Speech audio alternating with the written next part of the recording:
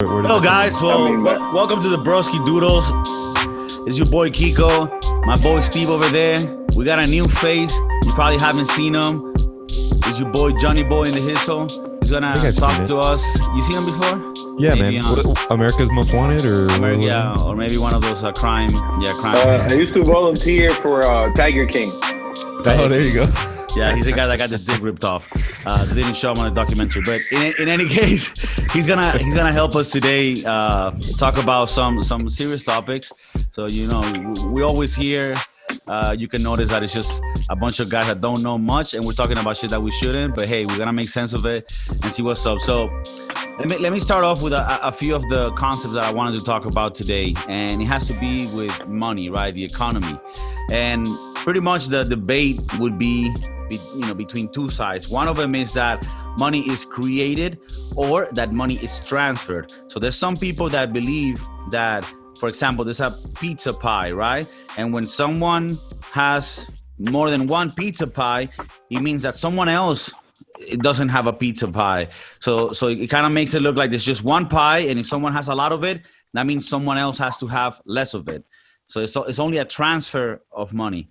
The other side of this is, well, you can make your own pizza and you can create wealth, and it doesn't have to be transferred. The fact that you make money doesn't mean somebody else lost it. So that's sort of the premise, and we'll touch on certain subtopics in the way, but that's the main premise of it. In my case, to start off, I believe that money can be created, and to use the same metaphor, we can all create our own pizza, or even pizza parlors where we can create our own wealth, and that doesn't mean that somebody else gets hurt for it.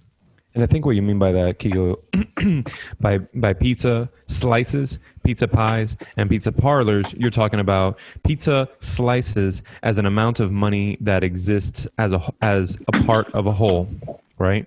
So we're talking about you have, I don't know, $50 million, and I have $1,000, but a lot of there's one other person or a couple of other people who take up the majority of the pie, whereas there's different pies that might be a lot more different, a lot of other. There's more wealth to be made in that realm, right? You just have to find more market for it. And then parlors, in the sense where, like, for instance, you develop an entirely new market, like how Jeff Bezos did with Amazon. And so this is a realm where money is spent that we didn't even have money being spent in this realm, and therefore creating even more wealth. So more like a zero-based system versus like a finite system. Right. I'm sorry, is it a finite system versus an infinite system? Is what I meant to say. Right. Okay, Camila, what do you think about that, man? Jhonny Boi, This is a very interesting subject. Thank you guys for, first of all, inviting me, and I want to thank all the Broskiedoodles out there, repping it hard. Thank you. No problem. I before we start, I want to give a brief description of the new recruit in boot camp, Jhonny Boi, here live. I have economics and finance degrees from FIU, Florida International University, and Duke. I have a biology degree from UF and FIU as well. I have religious studies at FIU and executive management, leadership, business development, and business negotiation from Duke University. Oh. So I would say I have studied the subject a little bit around the money, fiat money creation, and the world monetary system, right? And I think it's twofold, right? You have the actual aspect, like Kiko says, that you can't really take anything from anybody, money but can be created. And it's true in its essence. You can just go to the bank and they can print you money, right? And it's fiat money. Right, but that's not what I meant. Just to sort of not print money, create actual riches, not by printing, but by creating actual wealth in the market. Yeah, create wealth. I might have maybe not said the right word, right? So what I was saying is that I think you can create wealth, and that doesn't mean someone else is being fucked over for it. And when I say create wealth, it literally means organic wealth, not paper printing through fiat money. But sorry, go on. I understand what you're saying, and I would definitely agree with you, Kiko, that that wealth, if you create wealth, you're not taking from somebody else away. However, under our current system, we are limited by the amount of resources that we have on planet Earth. You know, we only have so many droplets of water. We only have so many gallons of air. You know, we only have so many pounds of trees in the world. I mean, once they cut all the trees down, there are not going to be born any more trees. You know, they're not going to. So, yes, you can create wealth, but the physicality of that wealth can be limiting for you. Okay. Okay, so what I guess to sort of go back to the question of the debate is, I mean, you answered part of it.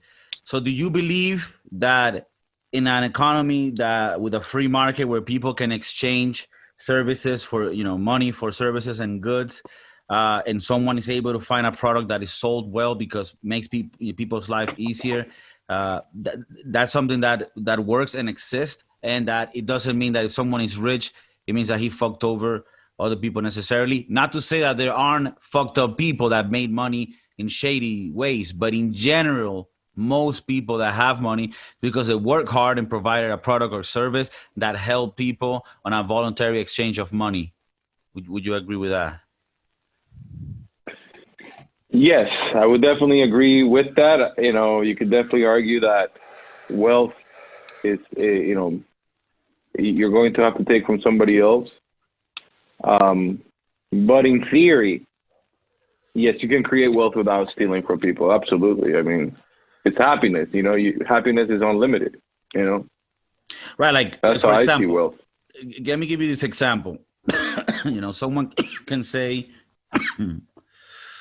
like for example, somebody that becomes a millionaire by selling something is taking away from all these people, right? And that's why he's rich, right? That would be the simple way to look at it. But what if I create the cure for cancer in a pill, and I sell this pill for $20? I'm going to become a billionaire, right? But what does humanity gain from this? Like, this is a transaction where doesn't humanity gain a lot more, if you could even quantize it in dollars, than me who became a billionaire? Because what I'm trying to say is that when people become billionaires, a lot of times is because they created something that improved the quality of life of the whole world, and leaving them with a lot more than what they got from it. Yes. But, you know, I mean, you could argue that even though you can create wealth and you can, you know, you're not taking away from anybody anything. And, you know, and correct me if I'm wrong here, but we live in this physical world where we only have 24 hours in the day. Mm-hmm. You know, there's only 24 hours you can live. There's only one lunch you can have. There's only one dinner you can have. You know, there's only so much you can do in one day, and you're limited. So there comes a time that, yes, you can create that wealth, but you need users to use your wealth. And if those users are being utilized with other person's wealth, then they're not going to be able to use your wealth. So if more importantly, if nobody's using your wealth, is it still wealth? I don't get what you mean by that. But if I have $1 billion in the bank and I don't use them, do I have wealth? Yeah. I mean, it might be devaluating, but I think you still have the wealth. How would I have wealth if I don't use my $1 million, man? If I have $1,000, but I don't choose to go and purchase anything, do I have $1,000? Yeah, you have it in fiat currency. If you go and buy $1,000 of gold, then you have $1,000 in gold. So, I mean, we can argue that having it in fiat money is not a good idea, but having it still means you have that wealth. But I mean, I think not to cut you off, Camilo, but I think maybe it's a bit irrelevant to like the examples or the topics that we're trying to hear. Like let me paint it to you this way, and Steve, you can also come in whenever you want, bro. Like this whole comes to the final point that I want to make on this whole thing, and it's about equality in the world, right? So some people say that you might be born in a situation where you have less privileges than others to grow in life and have wealth and have a good quality of life, right? So technically speaking, normally I would say like, well, I mean, we don't need to have equality of outcome because that depends on everybody's effort, but we can have equality of opportunity. And what I think of equality of opportunity is like that everyone has the possibility to try hard in a fair game, that everyone is equal.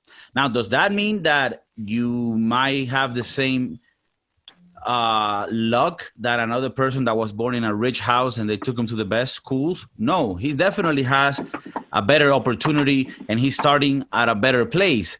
But as a society, we all have the same opportunity to try to achieve and become an engineer or whatever it is that we want, at least in the US.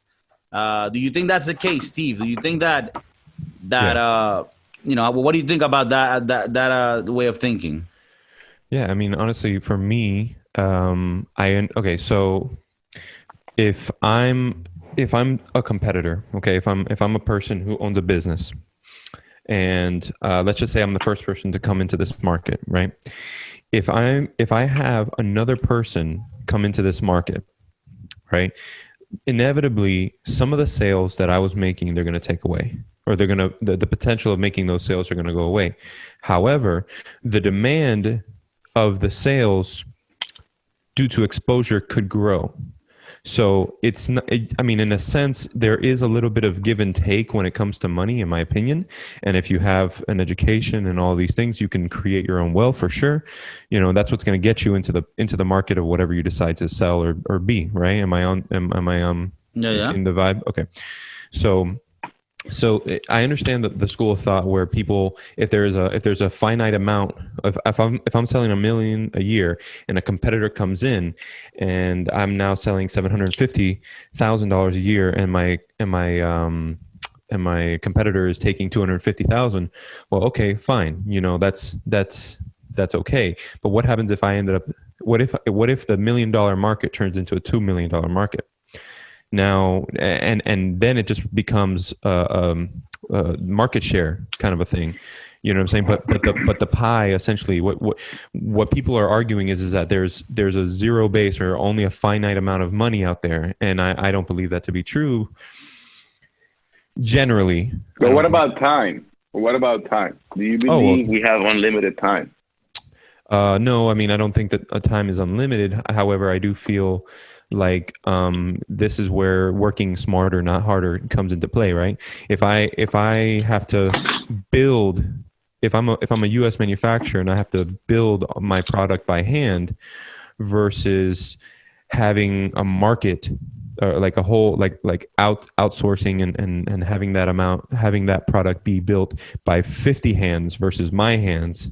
Now, how much time do I have to myself, right? Or in the sense of computers, you have this scalability factor, and you outsource power. You know, if I'm a website and I have a server and I'm going to sell a product online, well, I mean, it would take me time to go out and buy a server and buy rack space, and buy, and my time to research and things like that. But if I'm working smarter, I can always outsource something and say, okay, well, I'm gonna spend money to gain time. And what's the? I would say then. And sorry. Go ahead, Jhonny Boi. No, I was going to say that, and I think it's funny how we think things and then we put them into the world, and the ideas that come out of it, the words that come out of it are completely different. And I guess by time, I mean to say the ability to experience something by a user. Okay, that's what I mean by time. The ability to experience something by a user for a prolonged period of, the ability of a user, to have an experience, correct? Okay, So- but are you talking about wealth being experiential, or like your wealth of life, your wealth of happiness? Well, Or I are we think the talking- first thing we have to do is say, what is wealth? What do we consider wealth? Because wealth can be many different things to many different people. Certainly. Well, I mean, we're talking about economic wealth. Yeah, more so in this case. Let's focus more like on what I was talking about was more economically I hope focused. we don't have to debate economic wealth. No, but what do you mean by economic wealth? So economic wealth, anything that you assign value to. What you gain monetary wealth. Economic wealth is fiat money and what's it called? Resources, Yeah, as well, but, right? It's yeah, not only but, money, but resources. not only fiat money, but like gold, silver, precious metals, whatever your wealth is. It might be on real estate. There's a lot of things where you can have your wealth in. Speaking of precious metals, that kind of leans to what Jhonny Boi was saying earlier about once the resources are gone, right? I mean, there's only so much gold in the world. There's only so much silver and copper, and we're still finding it. It's not like completely over, like petroleum and oil and things like that. But those types of things, those are things that we can, I think, pretty much say that there's a finite amount of those. And if you're going to base your wealth off of that, then yes, there is only a certain amount that you can potentially have. But what I mean more of, or what you were talking about earlier, is if I'm making more money, then I'm taking money from someone else's pocket. And my thing is, well, yes, you are, but we can make the pocket bigger. We can. Well, I think if it's a voluntary exchange, then that's what you want. As an example, I took my bike to get fixed the other day because the fucking transmission wasn't working right. It wasn't changing correctly. And I know Jhonny Boi knows about this because Jhonny Boi also likes to dwell in the biking world. So I took it, bro. And after 2 days, guy calls me up. I come pick it up. It's 12 euros. And I'm just like, fuck, man, this is such a good deal. Like, I can't believe this guy put it, to fucking work perfectly. This guy's a Shimano expert. He works directly for Shimano. So he just hooked it up, right? And after that, I'm thinking like, man, this is so great. Like, I feel like I gained from that exchange, that economic exchange. I was the winner, right? But on the other hand, that guy could have sat with my bike for 15, 20 minutes, got that fixed quickly because he's been doing this for 30 years. So he knows exactly how to do it quickly.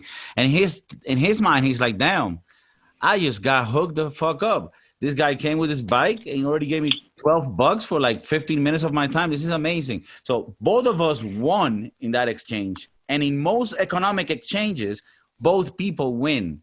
But the feeling that people want to transmit to others in general is that whenever somebody wins on an economic exchange, the other one is losing.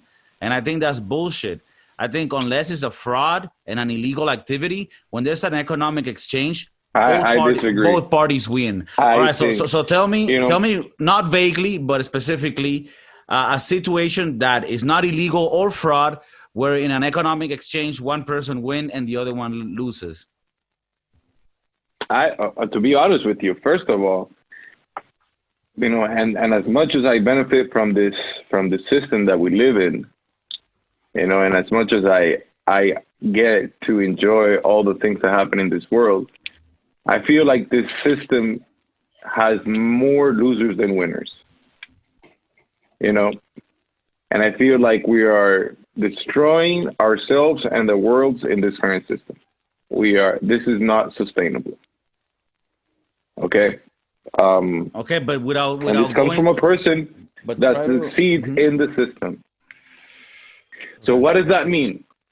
Specifically, to your point, in essence, basically, we have a person that is a technician that is performing a job in a market economy and is servicing it in exchange for fiat money, so he can go ahead and take care of his necessities.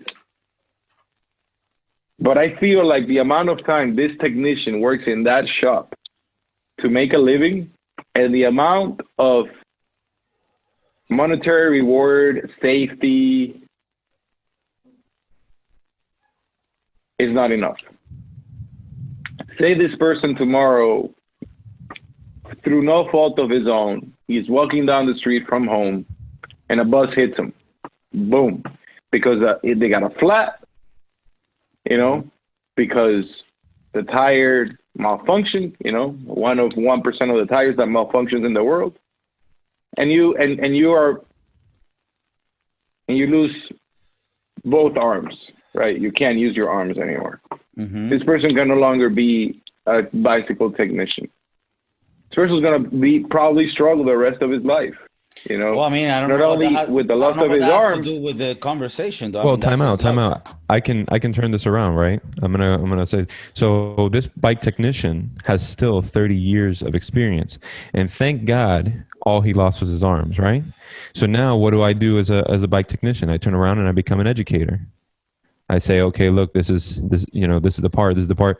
You fucking get somebody what buy if there's him. not any more technicians? What if there are no more educators out there? He lives in a small town. Okay. That is the that there is education at the end of the day. You're able to. All right, but what I don't know what this has to do with the original question. All I'm saying is. What I'm saying is that. Forget about the technician. When I go to a restaurant, right, and there's a guy that sells perro calientes, right? He sells hot dogs, right? Venezuelan hot dogs or Colombian style hot dogs. He sells it to me for €3, right? He's selling it to me for €3 and he's making money from it. And when I pay €3 for it, I feel like I'm getting more out of it because I'm fucking giving him the €3. Otherwise, if I didn't think that hot dog to me at that time was worth more than €3, then I wouldn't get it. So we're both winning. So what I'm trying to say is that in most, if not like 99% of all transactions that are done in economics are done because both parties are winning from it. Don't you think so? Without getting to the fact that this guy get killed and he's fucked. That's I'm talking about in just transactions. I don't think that people get rewarded enough. I think many people get rewarded a lot for doing very little, and a lot of people and many people do a lot and get rewarded very little. Right, but who like the necessity and the value that others put to those. Like, and I'll give you a perfect example. That creates wealth every single day, and they get $0 in zero recognition. Housewives, mothers, they produce wealth every single day. Like the teachings and mentorship and jobs they do to maintain children create millions and billions of dollars. Yet a mother gets $0, ends up in the street, abused by the system because she wasn't taken care of. That's not cool, man. That's not cool. But how is that like? That's her decision if she wants to stay home and take care of her kids. It's her decision who she marries. Yeah, but society needs her. Society needs her. If we don't have mothers at home taking care of the children, we don't have a society, and yet they are not rewarded for it. But but I don't understand. Like, so like when you get married and you have kids, you're expecting that your wife can stay home, and then the government just pays her money so that she can stay home taking care of her kids. Isn't it your responsibility? Yes, but wouldn't it be your responsibility as a husband to be like, yo, I'm gonna make enough money so my wife doesn't have to work and she can just take care of the kid? Because that's what my dad did. Die? What if your husband dies, gets cancer, bro? Well, I mean, dude, if the world ends, then yeah, everything's fucked. Like you're throwing at us like no. Like every time we're in an argument, you throw like, what if she dies? Every day. This is like if she gets in an accident, then I am for programs that would help people that have a disability. But we're not talking about that right now. We're talking about way before that. We're not talking about when a tragedy like that happens. We're talking about just a normal situation, right? Like you're saying, my mom, I fucking love her for all the taking care that she did for us, and I am the man I am for her. And I wish that in the future I'm able to thank her enough and have her live a great life. And my dad should also want that as well. But I think she should get paid for that, man. I think she should get paid for that. But why and it doesn't get paid. Why as and a that's society? an exchange of goods Why as that a doesn't society get paid. should we get taxed to pay for the mothers of everybody? I don't think that's something that Because then she raises a child that goes and cooks for you, or teaches you, or works for you, or does many of the different functions that you enjoy doing. I mean, I think you coming from a good side, but I just don't think how that can be administratively possible to just like tax and even regulable, But I don't know. Steven, all right, well, I'll give you another example. The person that builds a home, right? You need a team of like 20 people to build a home, right? Uh-huh. But those 20 people don't make as much money as the real estate person or the developer. Why? Why is that? Well, I mean, I think that the problem though is that you're talking about different markets. Like, I mean, yeah, that's what I'm saying. Correct. I do agree. I mean, Correct. how am I going to pay the guy who okay, how am I going to get a good real estate agent that's gonna wheel and deal? I mean, you're paying for knowledge and skill, essentially, is what you're saying. Like, so if I'm going to take away money, if a house is worth a certain amount of money, I'm going to take money out of the realtor's pocket to pay the roofer more money, or the thing is, they signed up for that job at that rate, whereas the real estate agent went to school and studied and got their license in order to sell it, and then made the networking and all of that stuff. So there's a little bit more layers involved, and therefore a little bit more financial gain comes from it. Now, I would disagree with that. Well, okay, that's fine. Yeah, I think beautiful. that. But look, we do. However, we do. Just before we start off, Jhonny Boi, we are going to have to wrap up here pretty soon. But go ahead and give me your final thoughts. I was just saying that. You said that it wasn't true, and that the roofer should get paid more money, and the real estate agent. Yeah, no. Example. Yeah, no. What I'm thinking is that I think it takes just as much skill to be a roofer as it is to be a real estate person, and they go through the same amount of training. Like, you don't become a roofer overnight. All right, you don't bro, become a real estate person overnight. So then a janitor is the same as a doctor, and then we can, Yes, correct. That's what I'm trying to get to. Yeah. Why not? That's interesting. Well, I mean, I don't agree with it, but that would be the communist they all idea. create wealth, right? All right, but then I guess what wouldn't say? I think on another podcast, running out of time, we'll have to discuss if people gaining the same money that as everyone else would still incentivize them to go and study as to be a doctor or a lawyer, or if they would just be a janitor because, well, I'm going to make the same money anyways. But that's a different discussion we can have. But that is some interesting points you bring there, Jhonny Boi. And thank you for being with us today with the Broskiedoodles. Yes, sir. Building. Well, we can keep it going. Thanks, guys. Peace.